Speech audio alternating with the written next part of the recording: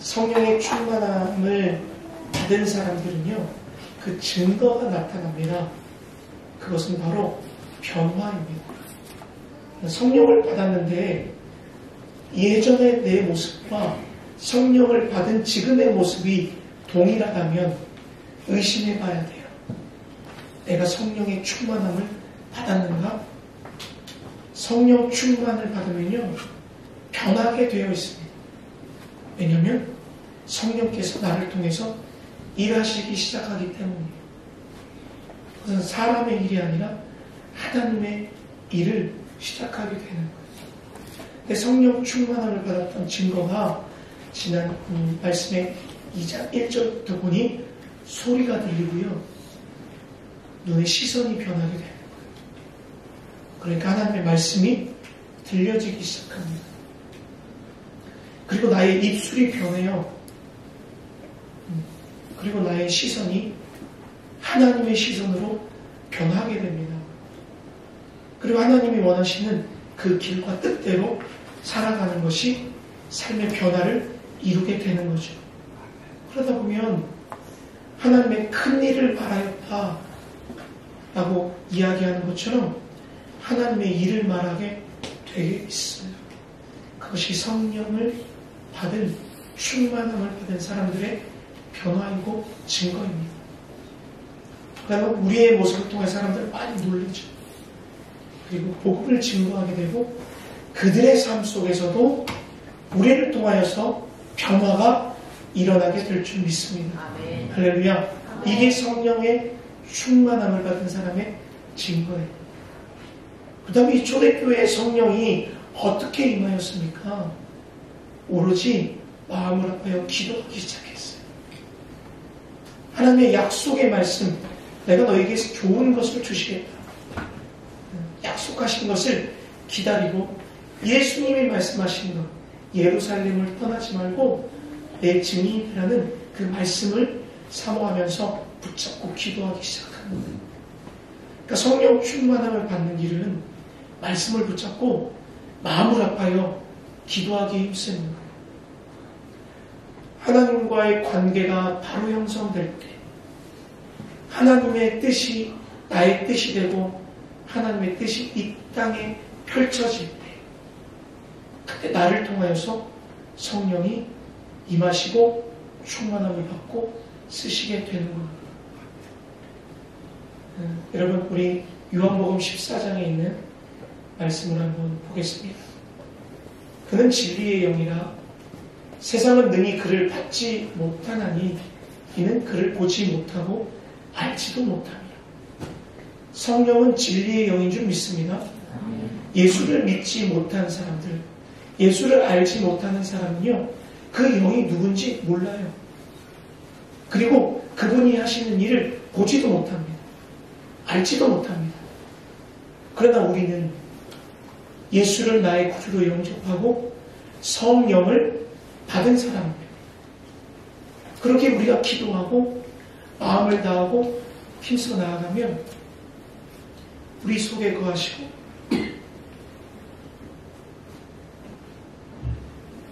우리와 함께 계시기 때문에 우리를 도와주십니다. 사람은 연약하죠. 해야 할 바를 알지 못하고 참 부족하기 짝이 없습니다. 그러나 우리의 연약함을 누가 아신다고요? 로마서 8장에 성령이 우리의 연약함을 아시기 때문에 우리를 도와주시는 거예요. 그리고 우리가 무엇을 해야 할지 모르는데 성령께서 우리에게 기도하게 하시고 탄식하는 마음으로 우리를 위해서 지금 진히 함께 기도하고 계시다는 것을 우리는 알아야 됩니다. 성령이 우리에게 함께 하시고 우리의 연약함을 돌보시고 우리의 삶을 변하도록 일하시는 분이라는 거예요. 사랑하는 여러분, 그 성령이 지금 초대교회에 임했습니다. 성령이 임해서 120명의 사람들이 변했습니다. 그리고 오늘 본문 37절부터 42절까지는 마가의 다락방에서 열심히 기도했던 120명에게만 성령이 충만함을 받아서 입이 변하고 시선이 변하는 현상을 이야기하는 것이 아니라 이를 통하여서 지금 세상의 사람들이 변하고 있음을 증거하고 있습니다. 그것도 너무나도 생생하게. 성령을 받은 자 베드로가 말씀을 선포하니까 말도 안 되는 한 번의 설교를 통해서 3,000명이 예수를 믿게 됩니다. 그리고 회개운동이 일어나요. 사람들이 변한 것을 눈으로 보게 됩니다. 사랑하는 여러분, 오늘 본문을 통하여서 성령이 어떤 일을 하시는지, 또 어떻게 사용하시는지, 또 더 나아가서 우리와 함께 하시는 성령 하나님이 우리도 동일하게 사용하실 것을 기대하고 또 믿음으로 나아가는 저희 공동체가 되시기를 주님의 이름으로 축복합니다. 아멘. 우리 22장 37절 한번 보겠습니다. 37절에 이렇게 기록해요. 그들이 이 말을 듣고 마음에 찔렸다. 그들은 누굴까요? 바로 경건한 유대인들이에요. 그리고 예루살렘에 모였던 사람들이에요. 그리고 저들이 미쳤다고 술 취했다고 조롱하는 사람들입니다. 근데 이 말을 듣고 어떤 말일까요? 바로 베드로가 설교한 내용이에요. 2장 14절에요. 베드로가 11사도와 함께 서서 소리를 높여 이르되 유대인들과 예루살렘에 사는 모든 사람들아 이 일을 너희로 알게 할 것이니 내 말에 귀를 기울여라. 지금 베드로가요 누구 앞에 섰어요? 유대인들 앞에 섰어요. 모든 예루살렘들 앞에 섰어요. 이들은 누구예요? 쟤네 술 취했어요. 술 취했다고 미쳤다고 조롱하는 사람들 섰단 말이에요. 그리고 어떤 말을 했을까요? 요엘서 2장은 심판의 말인데 오늘 읽지 않은 부분 앞절에 보니까 마지막 날에 자녀들은 예언할 것이고 젊은이들은 환상을 보고 아비들은 꿈을 꾸리라. 내 영을 남종이나 여종에 모두 부어주리라. 요엘서 2장의 예언의 말씀을 통해서 설교하고 있어요. 그 마지막 날은 예수님께서 이 땅에 오신 메시아가 오실 날 기대하는 이 유대인들의 마지막 때인 거예요. 구약시대의 마지막 때, 그때 일어날 현상은 내가 모든 육체에게 영을 부어준다. 예언한다는 것은 말씀으로 복음을 증거한다는 거고요. 환상을 보고 꿈을 꾼다는 것은 하나님의 나라를 꿈꾸면서 하나님의 일을 하겠다는 거예요. 지금 술 취했다고 말하는 이 현상은 모든 육체에 영이 부어져서 남자나 여자나 할 것 없이 그 다락방에 모든 모인 사람들에게 영이 부어져서 지금 말하고 있는 거예요. 그리고 또 어떤 말을 인용했냐면 다윗의 말씀을 통해서 시편 16편에 너희의 가문에서 다윗의 가문에서 메시아가 나타날 것이다. 그 메시아는 죽었다가 다시 살아날 것이다. 라는 말씀을 인용해요. 더 나아가서 또 시편 110편의 말씀을 통해서 그분이 살아나셨는데 승천하셔서 하나님 보좌 우편에 올라가셨다. 이 얘기를 베드로가 설교하는 거예요. 그러니 너희들이 죽인 그 예수가 바로 너희들이 기다리는 메시아다. 그러니 회개해요.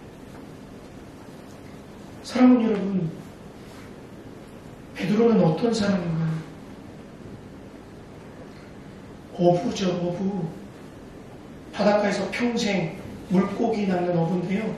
예수님이 부르셨을 때 그물이 비었다고 그랬어요. 그리고 예수님께서 다른 사람들이 다 예수님께 부인한다 했을 때 자신은 부인하지 않는다고 막 얘기했어요. 그런데 어때요? 3번이나 부인하고 도망갔잖아요. 그리고 예수님이 돌아가셨을 때 갈릴리 바닷가 가서 다시 그물질했다고요. 그랬던 베드로가 성령의 충만함을 받으니까 어때요? 유대인들 앞에서 예수를 죽였던 유대인들 앞에서 당당하게 나가서 설교하잖아요.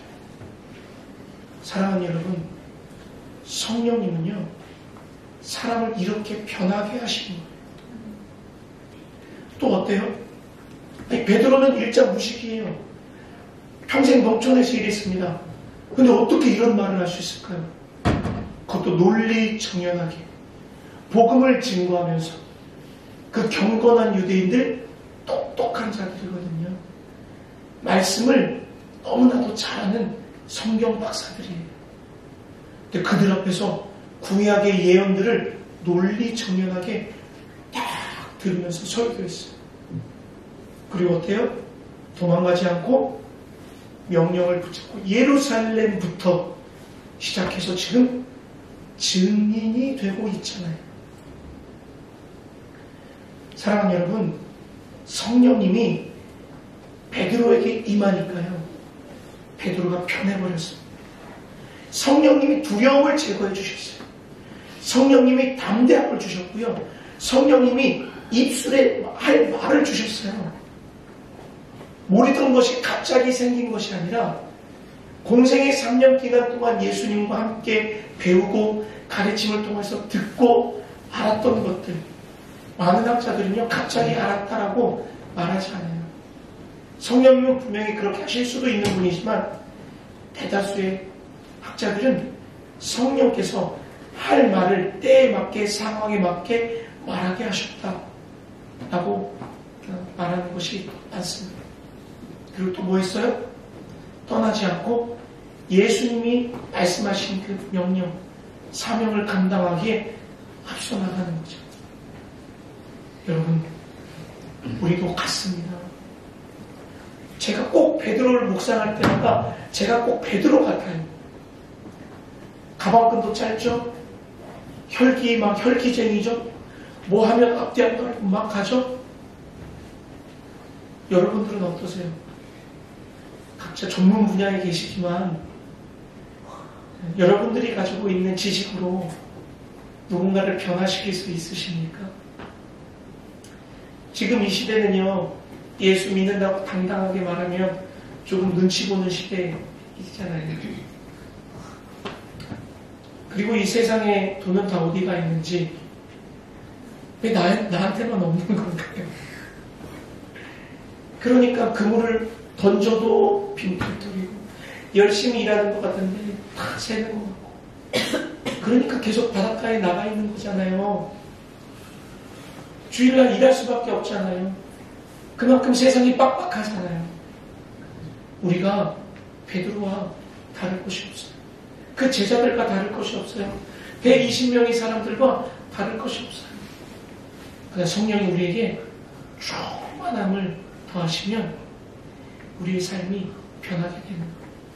여러분, 베드로는 성령님께 나를 내어드렸습니다. 그러니까 변화가 시작된 거예요.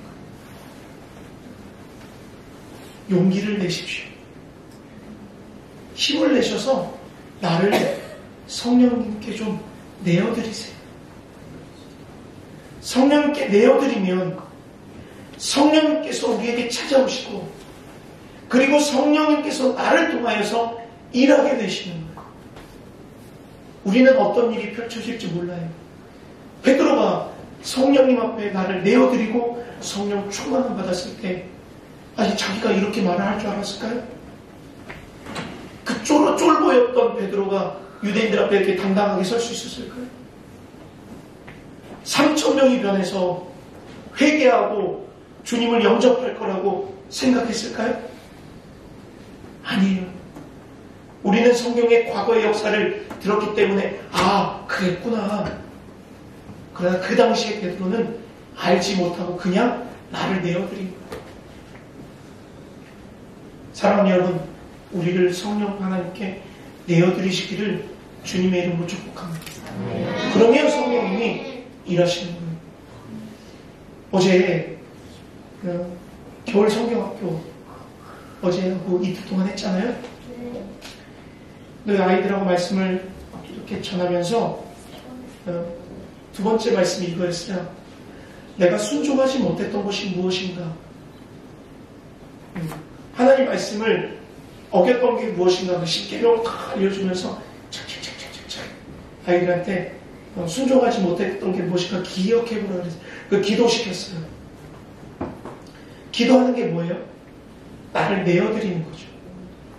하나님 나는 할 수 없습니다. 그 기도하는 거 내어드리는 거죠. 그러니까 이 작은 어린 아이들에게도 성령이 찾아와 일하시더라. 한 명씩 돌아가면서 나와서 자기의 죄를 고백했습니다. 어떤 아이는요, 말을 못 믿죠. 못 이어갑니다. 어떤 아이는요, 장난치면서 나왔다가 이야기하는 가운데 막 우는 거예요. 이 아이들이 울 줄 알았을까요? 몰랐어요. 그런데 성령께서 이 아이들을 통해서 집사님들에게 은혜를 주셨어요. 저도 막 울고요. 집사님들도 막 우는 거예요. 우리는 몰라요. 하나님 어떻게 일하실지. 은혜는요, 전적으로 하나님 소관입니다. 하나님이 주시면 받는 거예요. 누가 받느냐? 나를 내어드리는 사람. 한윤혜 집사님께서 캠핑 간다고 애들 데리고 간다고 겨울 성경학교가 어떻게 시작됐는지 말씀드렸죠? 어제 깜짝 놀라셨을 거예요. 아침부터 가서 캠핑카 정박하고 쉘터 세우고 라면물 끓이고 고구마 굽고 막 빵 자르고 이렇게 애들 많이 올 줄은 모르셨을걸요? 어제 좀 가서 피곤하셨을 거예요. 몰랐지만 제가 이 두 분이 왜 그런 마음이 있으셨어요? 왜 그렇게 하시게 됐어요? 안 물어봤어요. 왜 그런 마음이었는지 몰라요. 근데 나를 내어드리는 거잖아요. 저도요, 안 할 수 있는 상황은 충분했습니다. 한윤혜 집사님이 얘기 안 했으면 저도 안 할 마음이었다고 했잖아요. 그리고 가정사에 있어서 충분히 핑계댈 만해요. 저에게 동력자는 이지연도 작가님인데 못 나오니까 얘들아 상황 알지? 전도사님 앞에서 못해. 안 할 수 있잖아요. 근데 우리를 내어드리니까 집사님들이 찾아옵니다. 일 끝나고 오는 거예요. 섬겨주시는 거예요. 전도사님이 일 끝나고 그냥 오는 거예요. 가서 막 삐삐 눈치 보고 사역자니까 알아서 해야 될 거 막 하고요. 애들 막 게임할 때 문제만 내주고요. 성령은요, 내어드리는 자를 통해서 일하시는 줄 믿습니다. 네. 사랑하는 여러분, 우리의 삶에 어떤 변화가 일어날지 모르겠지만 우리를 성령 하나님께 내어드리시길 바랍니다. 그러면 성령님은 쓰십니다. 우리 37절과 37절 한번 보겠습니다. 그들이 이 말을 듣고 마음에 찔려 베드로와 다른 사도에게 물어 형제들아 우리가 어찌할꼬 마음에 찔렸더니 어떻게 해야 되는지 형제들에게 나와서 사도들에게 물어보자. 베드로가 이렇게 이야기합니다. 회개하라. 그리고 예수를 믿어라. 죄사함을 받고 그러면 성령이 너에게 찾아온다. 선물을 받는다. 그러니까 어떤 일이 벌어졌어요? 그날에 신도가 3,000명이나 더해지는 역사가 이루어졌죠. 성령 하나님의 능력은요, 우리의 생각으로 제한할 수가 없어요. 한 번의 설교로 3,000명이 주님 앞에 오는 거예요. 장대원 교회에 있었던 그 회개운동이 한 사람의 죄의 고백을 통해서 이 평양 넘어서 이 대한민국 땅에 놀라운 역사가 나타났죠. 지금 미국에 있었던 에즈벳 부흥운동도 기도하기에 힘썼던 몇 명을 통해서 놀라운 역사가 일어나는 거예요. 성령의 역사는 우리가 제한할 수 없습니다. 그러기에 우리는 뭐 해야 된다? 그냥 오로지 기도. 마음을 아파 성령께서 감동하시면 내어드리고 서로 교제하고 모이게 힘쓰면 충만 교회를 통하여서 성령 하나님께서 놀라운 일을 행하실 줄 믿습니다. 사랑하는 여러분, 우리 교회 어떻게 쓰실지 몰라요. 저도 몰라요. 여러분도 몰라요. 여러분의 가정을 어떻게 쓰실지 몰라요. 우리 자녀들을 어떻게 쓰실지 몰라요. 우리의 미래가 어떻게 달라질지 몰라요. 그러나 우리가 해야 할 일은 그냥 나를 내어드리는 거예요. 그럼 성령께서 우리를 사용하시고, 그리고 성령께서 계획하시고, 성령께서 원하시는 하나님의 나라가 이 땅에 이루어지는 데에 우리를 크게 쓰실 줄 믿습니다. 사랑하는 여러분, 마지막 때입니다. 마지막 때에 성령을 부어주신다고 했어요.